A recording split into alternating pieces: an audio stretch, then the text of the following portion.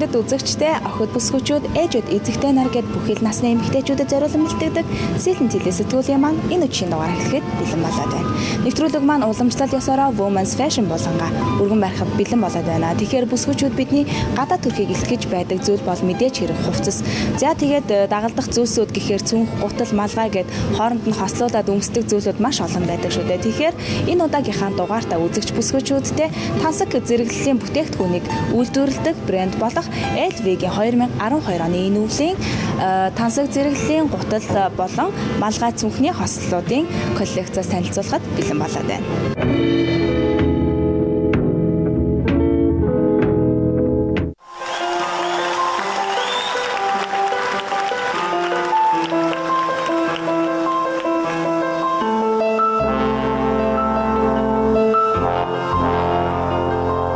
Дэлхийн алдарт LV брэнд нь тансаг зэрэглэлийн брэнд бүтээгдэхүүн үйлдвэрлэдэг Louis Vuitton Moet Hennessy корпорацийн охин компани юм а.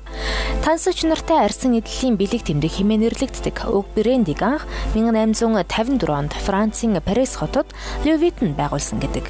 Тэрээр аялах дуртай нэгэн байсан бөгөөд чухам үүнээс л алдарт цүнхээ үйлдвэрлэх санааг олсон юм. 16 наснда аяны тэш үйлдвэрлэгч Marcel Proust туслах ажилчнаар ажлын гаргахыг эхэлжээ. Цүнхний онцлог нь хөнгөн гадны нөлөөлөлд маш бат бүх төдийгүй загвар хийцийн хувьд гайхалтай байсан учраас олонний хараанд өртөж чаджээ. Тухайн үед LV бүтээгдэхүүнийг ихэс дээдсүүд ихэд таашааж байсан бөгөөд дээдсийн хүрээний ноёд хатагтай нарт тусгаалan зориулсан цүнхөрлөн шууган тарьжээ. 1892 оноос хойш түүнийг нас барсны дараа хүү Жорж нь компани овлон авсан бөгөөд хөгжлийн шин төвшөнд хүргэжээ. Энэ үеэс бүтээгдэхүүн дээр LV лого тавигдж бүтээгдэхүүнэд хамглах болсон байна. Зөвхөн цүнх бус бүх үйлдвэрлэлийн бүтээгдэхүүнийг үйлдвэрлэж эхэлсэн төдийгүй 1913 оны үеэс дэлхийн давцанд баттай байр суурийг эзэлж чадсан байна. Тухайн үед Нью-Йорк, Бомбай, Вашингтон, Лондон, Александрад дэлгүүрүүдэд нээжсэн бөгөөд өдгөө дэлхийн 62 оронд 400 гаруй салбартай агуу брэнд болж чаджээ. LV өөрийн бүтээгдэхүүнээс сурчлагын алдартай модель, дуучин, хөгжимчин, жүжигчингээд тухайн цаг үеийн хамгийн шилхүүдийг тоглуулж хэрэглэгчдийг татдаг бөгөөд Audrey Hepburn сурчлагын тогсны дараагаар уг брендийн бүтээгдэхүүнээр үргэлж гоёхоос нь хүмүүсийн анхаарлыг ихээр татаж өжээ. Цаашлаад Kate Richard, Madonna, Jennifer Lopez, Angelina Jolie гэд нэрлэвэл шилдэгийн шилхүүдийн жагсаалт гарна. Хамгийн сүүлд Breaking Down Part 1-т хүртэл тэдний л цүнх гардаг шүү дээ. Тэгэхээр Louis Vuitton-ы дахин давтагдшгүй хэнцэр бүтээлүүд нь загварт хайртай тансаг, дэгжин эрхэмлэгч хүн бүхний жинхэнэ гангараа болж чадсаар байна.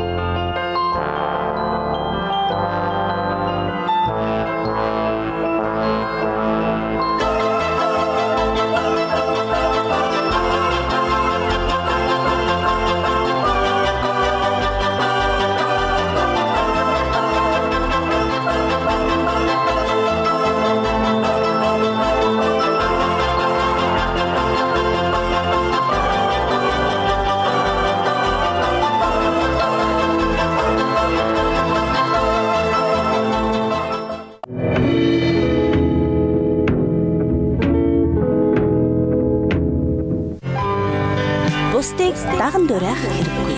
Өөрийн гэсэн үзэсгэлэн төвлөрийг бүтээ. Marilyn Monroe.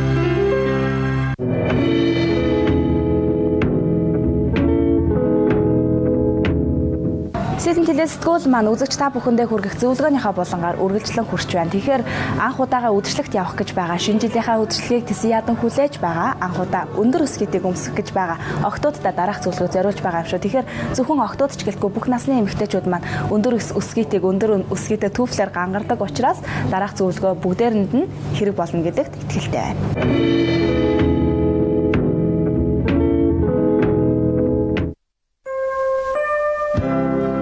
Эхлээд өсгийд дээр зөв зүгээр л зогсож сурах хэрэгтэй. Өсгийтэй гутлаа өмсөд өндөр талын өмнө цэг зогсоод өөрийгөө ажиглал. Та бүгтийж эсвэл хөлөө нуулж байна уу? Ямар нэг онцгүй зүйл харагдвал засахад тань энд туслана. Урдаасаа харсныхаа дараагаар хоёр хажуунаасаа харж үзээрэй. Эхлээд хатуу гадаргуу дээр алхаж үз. Хэрв та анх удаа өсгийтэй гутлаа өмсөх гэж байгаа бол аль болох хатуу гадаргуун дээр сургуулсан дээр. Эхлээд жижигээр аажуухан алхаад үзээрэй. Алхаж байгаагаа өндөр талиндаа харвал бүр зүгээр. Өвдгөө нугалж эсвэл жижирч алхаж байгаа эсгээ хараарай. Эхлээд өсгийгөө дараа нь үлмийг газар тавьж алах, ойлонгийн зэрэг тавих юм уу үлмийг төрүүлж тавих гэсний хэрэггүй. Анх өмсөж байгаа хүний хувьд ингэж алхах нь цэгцгүй харагдахад нөлөөлдөг. 3 дугаарт сургуулилтыг Баг зэрэг алхасны дараа та үлмээгөө эхэлж тавьж ялгаж чаддаг болно. Хоёр хөлөө сайн нийлүүлж алхахаа мартуузай. За гүрэмсгчид нэг хөлөө нөгөө хөлийг хурдуур үл ялаг зөрүүлснээр ташаага хайж ялхдаг. Эсвэл та тэгж ялхаж болно. Гэхдээ ингээд баг зэрэг сургууль хэрэгтэй. Гадаргуугаа өөрчил. Одоо та хатуу гадаргуу дээр алхаж чаддагаас юм чин зөөлөн шороо эсвэл чулуулагтай газраар явж үзэх хэрэгтэй. Гэхдээ түүнээс өмнө алхаж байгаад гинт чиглэлээ солих, хурдан алхах, баг зэрэг гүйх зэрэгээр дасгал хийж үзээрэй. Мөн үл ялаг гудамтгай шалан дээгүүрч бас яв. Та яг намхан гутлаа өмсөд хэрхэн алхдаг вүлээ? Түншгэл харагдах ёстой. Бүжиглэж үз. Хэрэг та өсвий гутлаа өмсөд үзэсгэлэг юм шүнэн клубд орох гэж байгаа бол гэртээ цовлог хэмнэлтэй хөгжим тавьж байгаад бүжиглэж нэг үзээрэй. Бүжиглэнгээ таландооч бацгаар өсвий гутлаа бүжиглэхэд өвдөг нугарч их авгүй харагдах гэд байдаг талтай учраас шатаар бууж өгсөж үзгээж мартуузай. Хөлөө амрахдаа таны хөл өвдөж эхэлвэл баг зэрэг сууж амар. Анх удаа өмсөж байгаа бол 20 минут тутамд сууж явбал зүгээр. Ингэхдээ гутлаа тальж хэрэггүй. Тэгвэл дараа нь өмсөхөд өмнөхөөс ч илүү өвдөх болно. Шууд 6 инч өсгийг сонгох хэрэггүй. 6 инч бол өсгийтэй гутлын хувьд максимум өндөрт тооцогддог. Гэвч сүүлийн жилүүдэд үүнээс ч өндөр платформ гутлууд гарсаар байгаа. Тиймээс гутлынхаа өсгийг хэмжиж үзээд багаас нь эхлэх хэрэгтэй. Эхлээд 2 дараа нь 4 инчээр торхгүй явж чаддаг болсон хойно стилетог сонгож болно шүү дээ. Мөн хэрв та өмнө нь 2 инчийг өмсдөг байж байгаад 4 инч төфөл өмсөх гэж байгаа бол эхний хэдэн алхамд ямар ч өөрчлөлт мэддэхгүй байж болно. Гэхдээ удаан алхаад ирэхэд илүү хэцүү болох нь мэдрэгдэх учраас бас л дасгал хийх хэрэгтэй. Өмсөхөөс өмнө гимнастикийн дасгал хий. Ялангуяа үлмийг өжиж хийдэг сонголтын цал хийгээрэй. Энэ таны булчин хатааж мөн амрааснаар өсгийтэй гутлаа өмсөхөд өвдөх нь бага байх болно. Амжилт хүсье. Хонгор ах минь.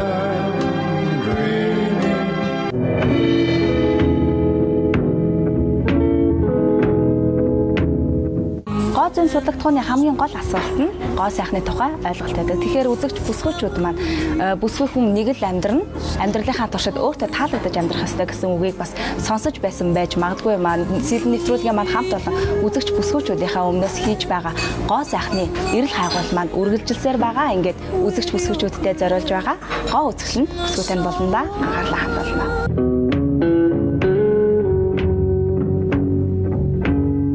ETV HD телевизийг үзэн суугаа үзэсгэлэнт бүсгүүчүүдтэй гоо үзэсгэлэнт бүсгүй танд болонгаа хүрэхээр гоо хотын салон дээр хүрэлцэн ирээд байна. Тэгээд өнөөдөр бас үзэгч бүсгүүчүүдтэй ямар үйлчлэгийг санал болгох гэж байна вэ гэх юм бол дөнгөж сая орж ирээд бас энэ хөмсөг шивж байгаа үйл явцтай таарлаа. Тэгээд үзэгч бүсгүүчүүдтэй бас хөмсөг шивэх үйл явцаас танилцуулахын зэрэгцээ бас давхар зөвлөгөөг гоо хотын салооны зөвлөх гоо сайханч отгоогч маань хүргэнэ. Тэгээд яг одоо бас 2012 оны шилдэг гоо сайханчаар шалгарсан маань бас үзэгч бүсгүүчүүдтэй хөмсөг шивэх үйл явцаас харуулна.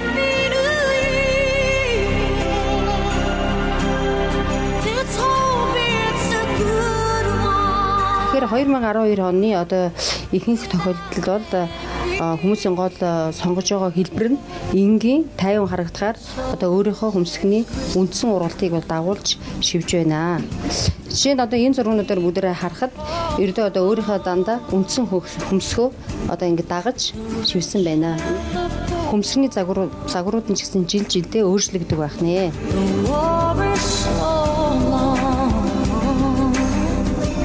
Хөмсгөө зурхтаа одоо энэ хүнийхээ нүрний одоо байдал дээр ингэ тохирол зурхын тулд хөмсгний эхлэл маань уруулын 4/1 дээр одоо ихцээрээ ирнэ.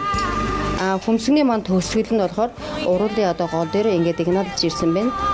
Гол өргөлт нь болохоор хөмсгөө 4/1 дээр ирнэ. Хөмсгийг бол одоо төрхөнд нь харуулж ингэж зурх нэ.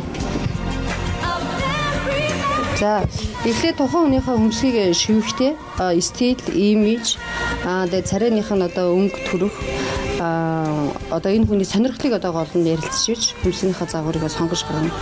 Тэгэхээр энэ хүн маань одоо харахад ийм дөрүлжин нүртэй байгаа учраас жоохон босоо хэлбэрийн нүур одоо нүрийн гоё нарийнхан харагдуулах нэ.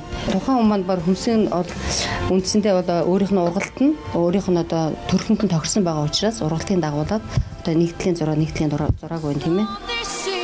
Хөмсгийг одоо адилхан шивхийн тулд хөмсгийг эхлээд зангидуулж харна. Хөшөөд зангидлээ. Хөмсгийнхаа булчин дээшээ өргөж сарна. Ингэжээж одоо хөмсг маань одоо аль талд нь илүү өргөдөж чинь гэдгийг ажиглаж харж ээж хөмсгөө одоо тэнцүү адилхан зурх нэ. Хөмсгээ зангидаад байна, булчингийн өргүүлээд байна гэдэг чинь хүн инээ нуурлна. Тэр үедээ бол хөмсгийн маань булчин адилхан хөдөлгөөнтэй байх нь.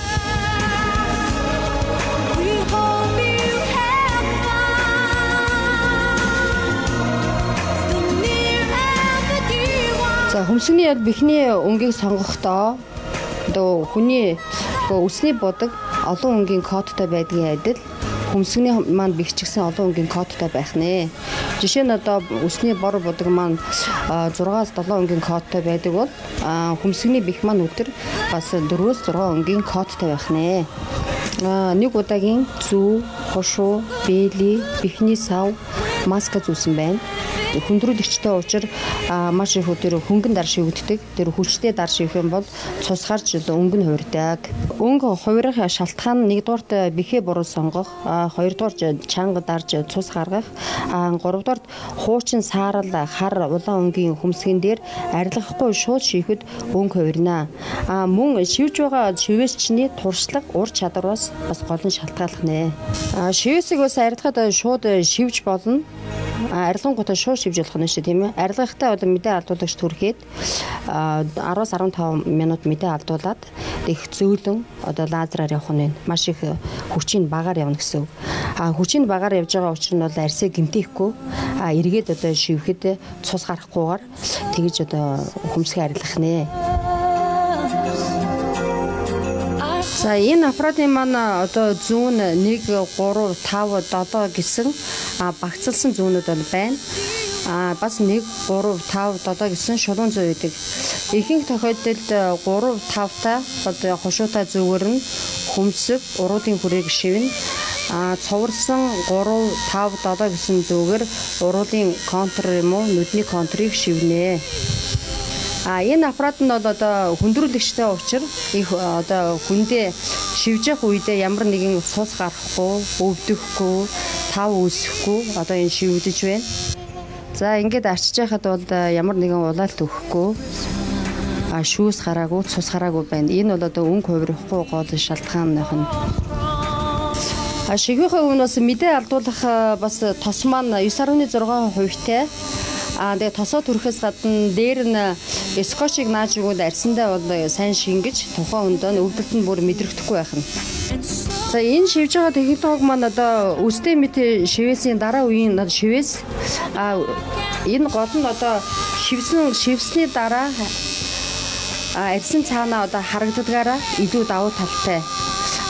Үстэй мэт шивж ингээд нэг нарийнхан зүгээр хүчтэй дарж шивэхээр тусдаагаа бихмэн хойлдож нэгдүгээрт өнгө нь хувирна, хоёрдугаарт яар тав үүснэ. Энэ одоо аппаратаар шивснээр цаанаа ингээ арьс нь одоо энэ шивж байгаа үедээ арьс нь ингээ харагдаж байна. Тэгэхээр ямар нэгэн тав үүсэхгүй харахад бол засаа будцсан юм шиг харагдахаар тийм шивж байна.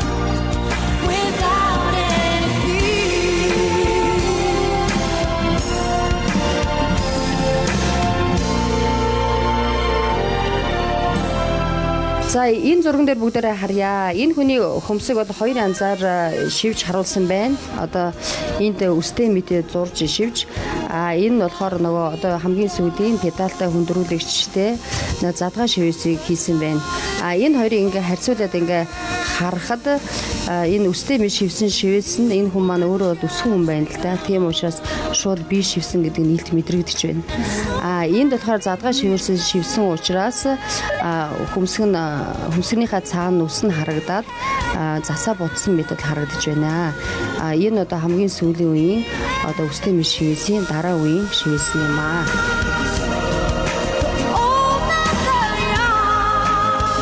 Задгаа шивээсээр одоо хөмсгөө шивүүлчээд шууд одоо хүн өнөөдөр одоо шинэ жилдээ байдаг гэхэд яотконд орж болох нь усанд орж болох нь хавдахгүй болохгүй учраас шууд гараад ажил төрөлөө хийгээд өгч болох нэ. Хөмсгийг бол заавал давтан хийх бол шаардлагатай. Бихийг бол багаагаар нь арьсанд нь шингээж өгдөг. Тийм учраас эхлээд 10 хоноо дараа нь сар болсны дараа 2 удаа давтан хийж өгөх юм бол арьс маань гэмтэхгүй хэрнээ удаан тогтох нэ. Хөмсгийг заавал одоо хөмсгний өсгөн хүн шивүүлэх ёстой биш.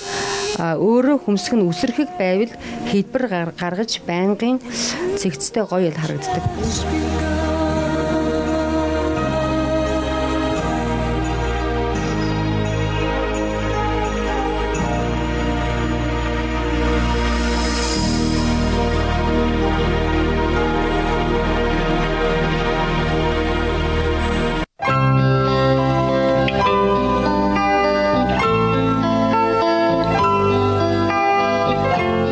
одоо нэгтлийнхаа өмсгийг шивээд дууссан байна. Одоо бүгдээрээ энэ дээр харъя.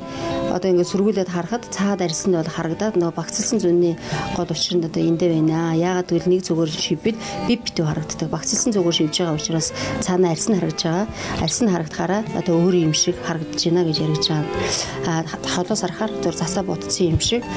Тэгээ энэ одоо хөмсгний өнгө маань тухайн үндэ яг гоо цогцсон байна. Үсний өнгө, нүдний өнгө, нүүрнийх нь өнгөнд нь тохируулж гой бор өнгө гаргаж гисэн байна. Тэгээ бор өнгө гарахаараа наанаас нь харахаар хар ус маань ингээд өөр юм бүр ургалт нь харагдчихэдэг. Тэгэхээр бүр өөр юмсыг илүү гоё харагдах нэ.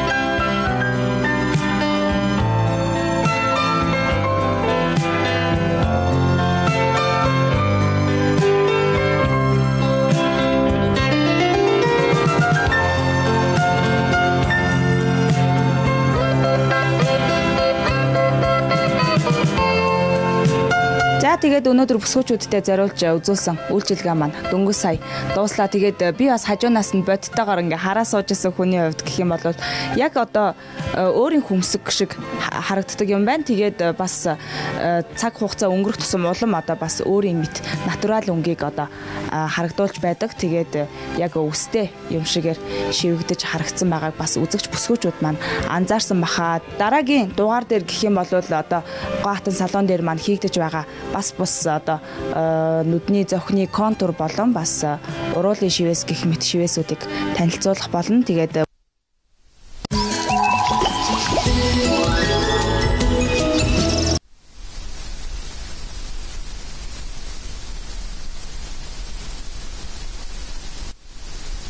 бүсгүүчүүд маань өөрснөө Гоатан салон дээр ирээд бодтойгоор бас танилцах юм бол илүү бас үр дүнтэй байхаа гэж бодож байна. Ер нь бол жил жилээр хувцсны болон одоо загварын чиг хандлагууд өөрчлөгддгийн адилаар бас хөмсгөний маань одоо загвар хэв маягууд өөрчлөгдөж байдаг юм байна. Тэгээд яг одоо энд харж байгаагаар бол одоо бүсгүүчүүдийн маань одоо харж шүтэж явдаг нэртэй Холливуудын дуучид байна, жүжигчид байна. Jennifer Lopez одоо бүсгүүчүүд маань харж байгаахаа одоо яг хөмсгөний загвар дээр гарсан байна.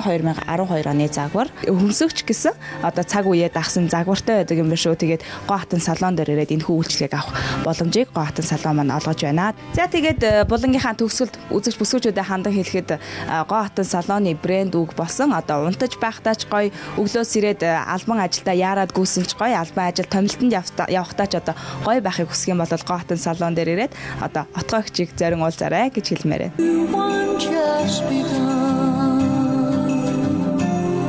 And so this is Christmas. I hope you have fun. The near and the dear ones, the old and the young. A very Merry Christmas and a Happy New Year. Let's hope it's a good one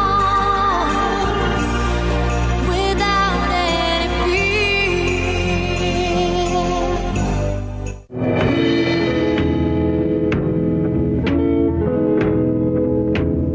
Өнөөдрийнхөө бүтээж бүсгүй гэсэн булангаараа юуг оруулах гэж байна вэ гэхээр номын хавчуургыг хэрхэн хийх вэ гэсэн зөвлөгөө. Ер нь бол одоо хэдийгээр бид мэдээллийн 90 зуунд амьдарч байгаа ч гэсэн амжилттай хүмүүс илүү бас ном уншигчд байдаг юм байна шүү. Тэгээд уншигч хүн л удирдахч болж чадна гэсэн бас үгнүүд байдаг. Тэгэхээр үзэгч бүсгүүчүүдийг бас өөрсөндөө ном унших цаг завыг илүү гаргаж байгаараа тэгээд бүгдээрээ уншигч байгаад бүгдээрээ удирдахч байгаараа гэж уриалахын зэрэгцээ бас уншиж байгаа номондоо хэрхэн бас өөрснийхөө гараар гард орох материалаа ашиглан хэрхэн бас ганган гоёмсог тэгээд мэдээж хэрэг handmade тэгээд номын хавчуурга хийх зөвлөгөөгөө хамтдаа хүлээн аван үзцгээе.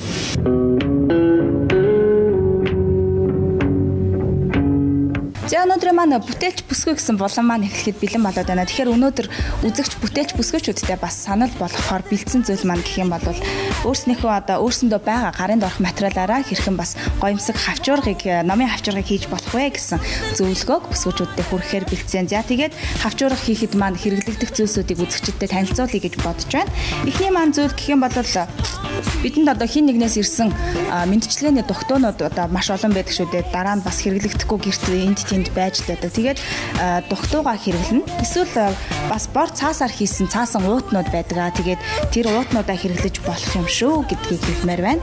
За тэгээд дээрэс нь өөрснөө бүсгүүчүүд маань бас өөрснийхөө сонголтонд тохируулаад янз бүрийн бас стикерүүдийг хэрэгж болно. Стикер гэхээр одоо томчууд стикер хэрэглэн гэхээр бас инээдтэй сонсогдож магадгүй юм. Тэгэхээр бүсгүүчүүд маань бас хүүхдүүдтэй охиндоо хүүдээ бас сургалтанд нь хэрэглэгддэг номнуудад гоёмсог хавчуургыг өөрийнхөө гараар урлаж өгөх юм бол бас ээжийн маань хийж өгсөн хавчуургаа гэд маш нандинаж хэрэглэх байхаа. Тэгээд дуртайгаар бас номоо унших байх гэж бодож байна.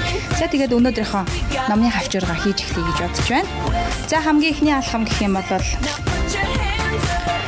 мэдээж хэрэг дугтууны маань онгойдог хэсгийн доод талын хоёр болох одоо битүү байгаа энэ хоёр буланг бид нар ашиглах болно. За тэгээд булангаа буруулжин хэлбэрээр хайчлана.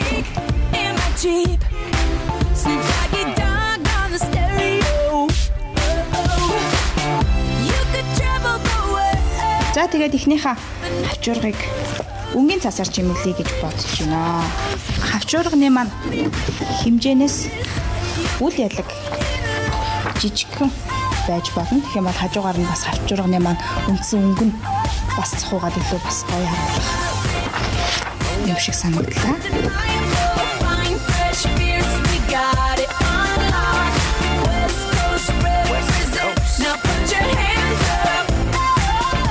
За нэг иймэрхүү болж байна. Тэгээд үзүүрийнх нь хэсгийг бас илүү гоёмсог хэлбэр оруулаад хайчлах юм бол бас илүү шамин болох юм шиг санагдлаа.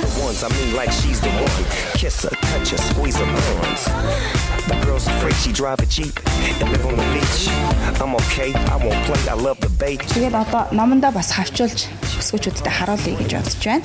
Ер нь тэгээд эргүүлэхэд нөгөө талын ч гэсэн бас яг адилхан иймэрхүү маягаар чимгэлчих юм бол бас боломжтой юм шиг санагдаж байна. Katie, my lady. Look at here, baby. I'm all up on you cuz you represent. За тэгээ бас дараагийн нэгэн хавчуурга чимгэлж үзүүлье. За тэгээд гард орох байгаа материалуудаа ашиглаад өөрснийхөө бас сонголтын зориулаад ямар хэлбэртэй хийх үү гэд бүсгүүчүүд маань өөрснөө харж агаад сонгох бах.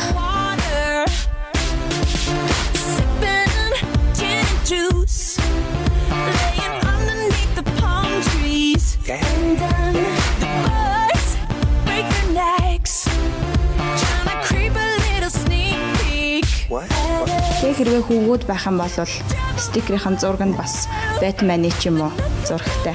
Хүүгүүд маань илүү бас машин тэрэг сонирхдаг. Тэгэхээр машин тэрэгний зурагтай ч юм уу байх юм бол илүү бас хүүгүүдийн маань сонирхлыг татах болов гэж бодож байна. За тэгээд ер нь бол ном их уншсанаар хэл ярианы баялаг болон ер нь тэгээд ном уншсанаар илүү бас хүний ухаан санаа тэлэгдэж байдаг. Номын одоо ач тусна тэр юм аа. Тэгээд өөрийгөө бас олж нээж мэдхийнч бас хамгийн анхны алхам гэж номыг хэлдэг шүү дээ. Тэгээ бүсгүүчүүд маань хүүхдүүдийгээ ч гэсэн маш их одоо ном уншиж сургаараа өөрсөндөө ч гэсэн ном унших цаг завыг илүү гаргаж байгаараа тэгээд өөрснийхээ гараар хийсэн бас энэ хүү хавчуургуудыг хэрэглээндээ бас оруулах болов гэж найзны үндсэн дээрээс өнөөдөр энэ хүү бичсэн зөвлөгөөг үзэж бүсгүүчүүдтэй.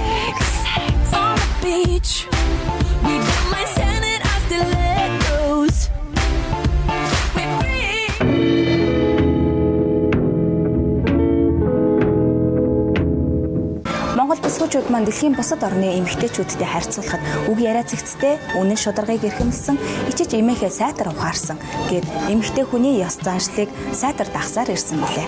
Тэгэхээр үзэгч бүсгүүчүүдтэй энэ удаагийнхаа зөвлөгөө болонгаар Монгол эмэгтэй хүн ямар зан чанарыг эрхэмлэх ёстой юм бэ гэсэн бяцхан зөвлөгөөг хүргэхээр шийдсэн билээ. Мэдээж хэрэг Монгол хатан ухаан гэсэн агуу философиг тайлбарлах юм бол нэвтрүүлгийн маань цаг хангалттай биш юмаа гэж бодож байгаа үндсэн дээрээс товчхон зөвлөгөөг үзэгч бүсгүүчүүдтэй зориулж байгаа юм шүү. Ингээд зөвлөгөө болондоо анхаарлаа хандуул.